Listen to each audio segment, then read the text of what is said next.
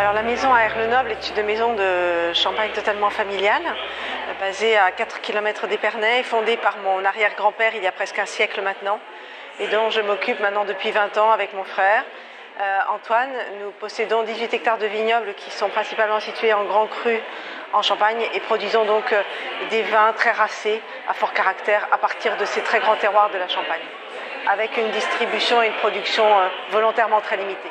J'ai entendu beaucoup de choses, beaucoup d'informations, beaucoup de stratégies différentes. Je crois que beaucoup de choses très intéressantes qui ensuite ne sont pas forcément duplicables à notre propre maison. Il y avait énormément d'éléments, d'informations à apprendre pour ensuite les adapter à nos propres stratégies, à nos propres identités. Je crois que chaque entreprise aussi a sa propre identité.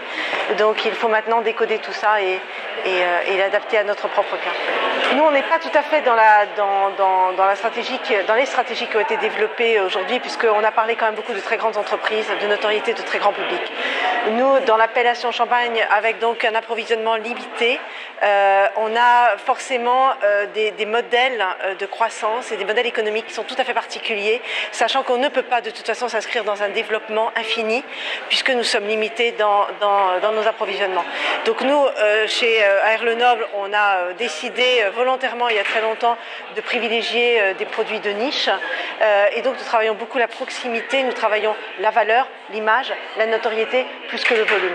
Donc c'est vrai que j'ai entendu beaucoup de choses qui, comme des offres par exemple que l'on a évoquées aujourd'hui, qui s'appliquent plutôt à des entreprises et des stratégies de grand public, donc qui ne sont pas tout à fait les nôtres. Moi, ce que j'ai surtout entendu et retenu aujourd'hui, c'est justement cette très grande diversité, cette foultitude de choses que l'on peut faire sur Internet et l'impérieuse nécessité de cibler, de savoir où l'on va, ce que l'on veut, sous peine d'y passer beaucoup de temps. Je pense aussi que c'est assez mangeur de temps, d'énergie, et qu'il faut très bien serrer ses priorités pour aller et utiliser ces outils. Nous, le digital, on s'en sert aujourd'hui pour véhiculer une image, pour faire passer des messages. Là, j'ai été très intéressée par ce souci de proximité, d'évocation d'émotions, de savoir-faire, d'amour auprès de nos consommateurs. Et nous, on a le privilège, avec la taille de notre entreprise, de pouvoir justement se limiter à un nombre de fans, d'amis ou d'internautes limité, ce qui nous permet un dialogue avec eux et un échange très riche et très qualitatif. Et c'est vraiment sur ce créneau-là qu'on se positionne, même sur le digital.